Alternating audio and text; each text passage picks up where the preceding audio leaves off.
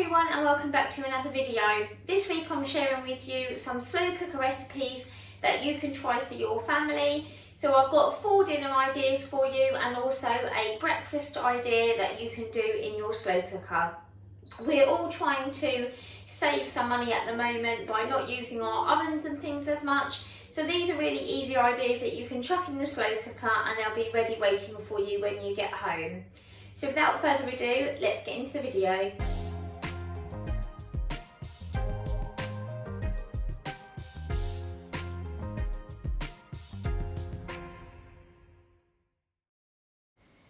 Our first recipe is a curried mince, so you just need some sort of mince. So I've gone for pork mince, but you could use beef or lamb if you would prefer.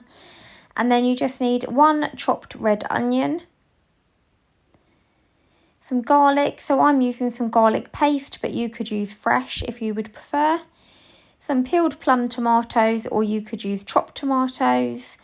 Some curry powder, a stock cube, and some frozen peas. So you just need to get the dish for your slow cooker and you just pop the mince in the slow cooker and just use a wooden spoon or a spatula just to break the mince up a bit. You don't need to worry too much about getting it all separated, but it's just so that you don't have any big chunks that don't cook down, and it just gives it a nice texture. And once that's broken down, you're just going to pop your other ingredients in. So I've got my garlic paste there, and I'm just putting 2 generous teaspoons of the garlic paste in. And then you've got the curry powder. So I'm using mild curry powder because of the children, but if you like it super spicy, you could go for medium or hot. Just put a couple of tablespoons in, and then just adding my 1 red chopped onion there. Next is just a tin of tomatoes. So I've gone for plum tomatoes because I do find they're a slightly better quality than the chopped tomatoes. You don't get all of those straggly bits. And then just rinse the tin out with a little bit of water so that you don't waste any of those tomato juices. And just crumble in a stock cube. I'm using a vegetable stock cube here. And then you just need to give that a really good mix. So you can see I'm just sort of smashing down the plum tomatoes slightly.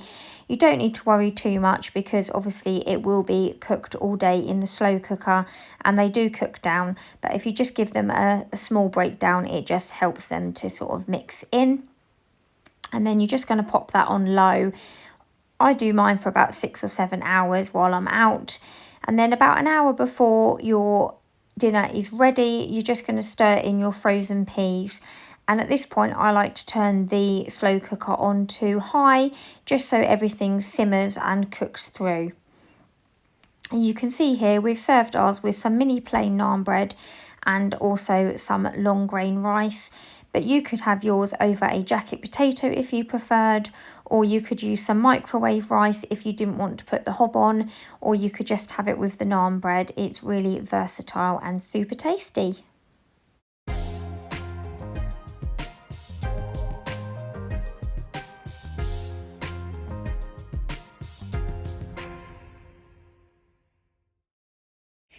Our next recipe is a super simple slow cooker chicken curry. So I have all of the ingredients you need here. So to start with, you need some chicken. I'm using chicken breast here, and you can see I've left it fairly chunky just because if you chop it very small, it does tend to fall apart in the slow cooker and you end up with lots of stringy pieces. So I've left mine very chunky. And then you need 1 red onion chopped. You need some garlic paste, or you could use fresh garlic.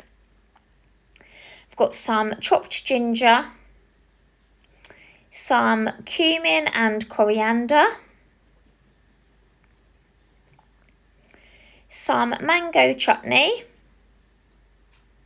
some curry powder, and I've gone for mild, and then some salt and pepper, and also just some tomato puree and some coconut milk as well. And all of those ingredients are going to make up a really tasty sauce for our chicken curry. So you can see here I've got my slow cooker dish. So first of all, I'm just going to pop in my chicken. And then I'm going to put a teaspoon of the cumin and a teaspoon of the coriander as well. You can see here it doesn't have to be exact, just a rough estimate. Just going to pop in here a pinch of my chopped ginger. If you're using fresh, you could grate it and then pop about a teaspoon in, but I just put a sprinkle of the chopped ginger into mine. Just going to go in with a good couple of heaped teaspoons of the garlic paste, but you could use 2 or 3 fresh cloves. A nice big squirt of the tomato puree and some curry powder. I've gone for mild so it's not too spicy for the children, but if you like a kick you could go for medium or hot, or you could add a pinch of chili flakes to yours. And I'm going to put in a good few tablespoons of the curry powder, because once you have the mango and the coconut milk in there, it really does tone it down quite a bit. So you'll find that you do need a fair bit in there to make it taste like a curry. I'm just going to add a few tablespoons of the mango chutney. If you don't like it too sweet, then don't go too heavy with the mango chutney, because it does end up giving it a really nice kind of korma pasander kind of taste to the curry.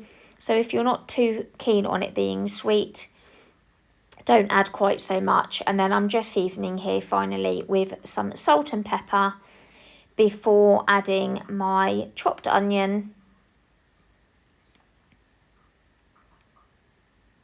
and also just the tin of coconut milk.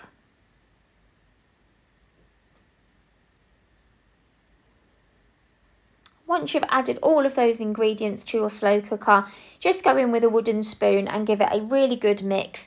Make sure you get right to the bottom and get all of those herbs and spices mixed through. And then when it's really nicely mixed, you can just pop your lid on and pop your slow cooker onto low and leave that simmering away all day. Okay, when the curry is nearly cooked, if it's looking slightly watery, I've just made here a slurry using some corn flour and some water, just about a tablespoon of corn flour, and just stir that through the chicken curry and turn it up onto high, and you'll find that the sauce thickens up nicely for you and it won't be watery at all when you come to serve up. So you can see here we have served ours with some long grain rice, and the curry is cooked beautifully. The sauce is nice and thick and the chicken is so tender because it's been bubbling away all day.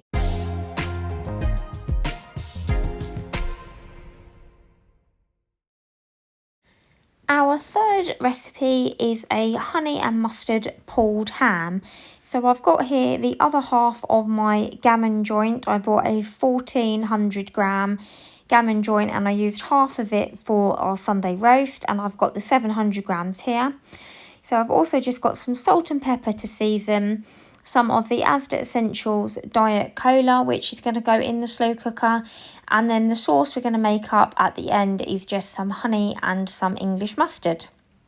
So I'm just going to pop my gammon joint into the slow cooker. And then you literally just need to completely cover your gammon joint with the Coke. So I'm just going to season here with some pepper. You don't need the salt really, because the gammon is obviously quite salty anyway. So just put some pepper on. And then I'm going to just put the Diet Coke all over. You could use full sugar Coke, but I just find the Diet Coke works fine, and obviously there's a lot less sugar in it. So just glug that in and just completely cover the ham. You're going to leave that simmering away all day on low. So you just want to make sure it's covered so it doesn't go dry and it sort of cooks in the cola. Once that's completely covered, you just want to pop your slow cooker on low and leave that cooking all day. So when you're ready to eat the gammon, you just need to mix up a sort of marinade for the ham. So I'm just going to put a few tablespoons of honey into a bowl. And then I'm just going to put a sort of teaspoon or so of the English mustard into the bowl as well. And just a crack of black pepper. And then you just need to mix that up. Obviously, the more honey you put in, the sweeter it is, and the more mustard you put in, the spicier it is. So just kind of adapt it to your taste. We like ours somewhere in the middle, so it's got a bit of a kick to it, but it's also really sweet, and obviously the gammon is salty, so it's a really nice combination. So here you can see the gammon is out of the slow cooker and it's literally just falling apart. It's been in there all day. It's so tender. So I'm just going to use a couple of forks just to remove the fat from the gammon. You can do this before you cook it if you would prefer, but it does come away really easily once it's been cooking in the coke all day. So I'm just going to remove all of the fat before shredding the gammon. So once that fat is removed, you just use your 2 forks just to gently pull the ham apart. So you're just kind of shredding it so it's like a pulled ham. And as you can see, it's so easy to shred. You can just literally sort of push it apart with the forks and it will come apart really easily for you. Once your ham is all nicely shredded, you're just going to pop it back into the slow cooker. So what I've just emptied out all of the coke and just given it a bit of a rinse so it's sort of clean, and then you just pop the ham back into the slow cooker. And once that's all in there, you're just going to add in your honey and mustard marinade that you made up and just tip that in and give it a really nice mix together so it's all combined. And then you can just pop the slow cooker back on or leave it on low until you're ready to eat it. So you can see here we've served ours up with some herby little roast potatoes I did in the actor fry and some green beans. But you can really serve it with whatever you like. You could have it in some brioche buns, or you could have it with some salad and jacket potatoes, or have it as part of a buffet. It's a really versatile one to cater for as many people as you need.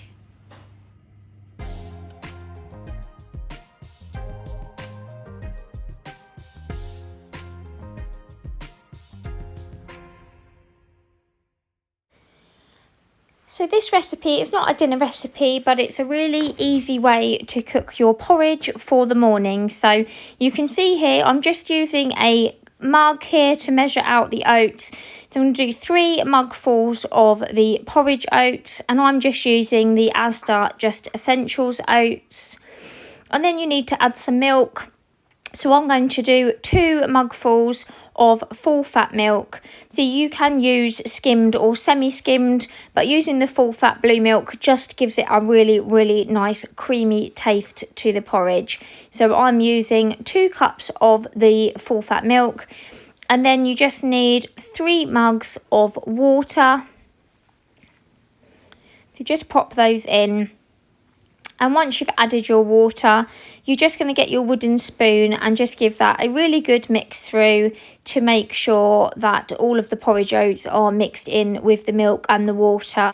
And then you just pop that on low for as long as you like. So I've left mine for about 5 hours while I was at work.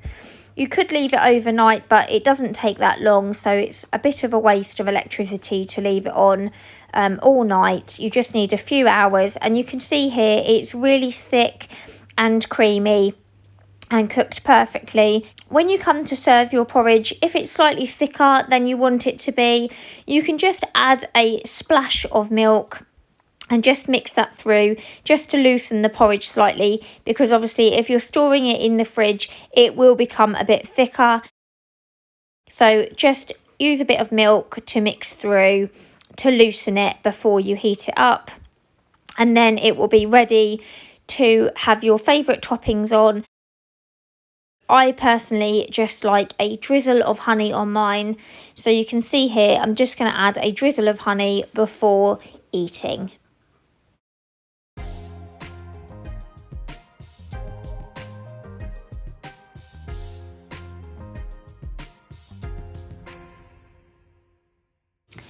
Our final recipe is a super simple bacon and vegetable savoury rice. So it just gets all chucked in the slow cooker.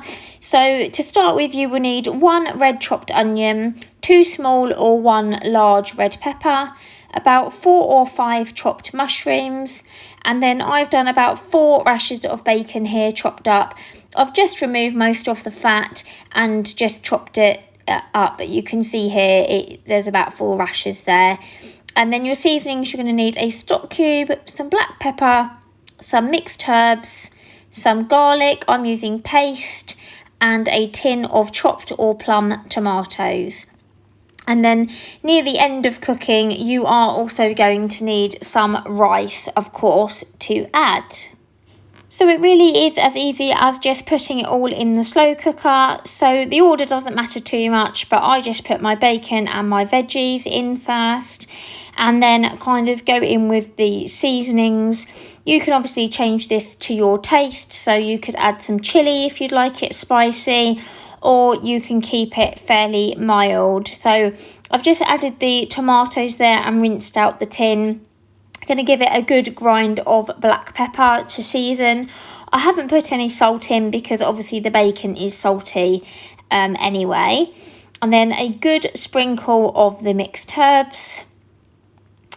I'm going to use about 2 good sized heaped sort of teaspoons of the garlic paste, but you could use 3 or 4 cloves if you have fresh, or some granules.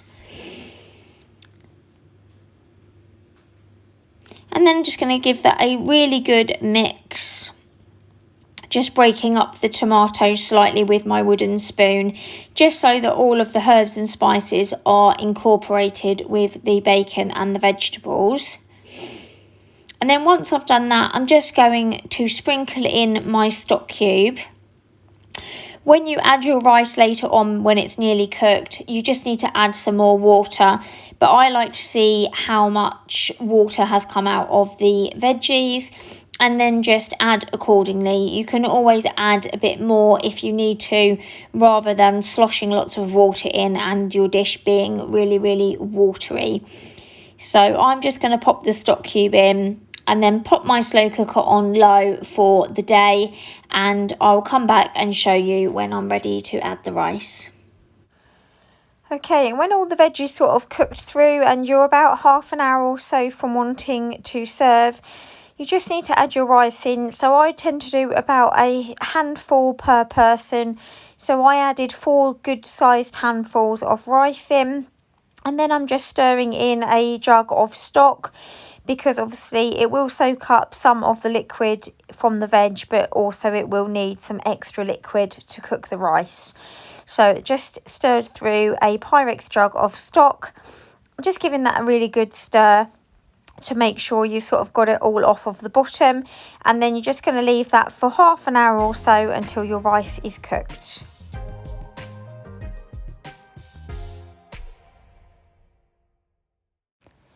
When your rice is cooked through, you just need to serve a generous portion in a bowl and just grate some cheese over the top. And it makes a really warming, healthy evening meal.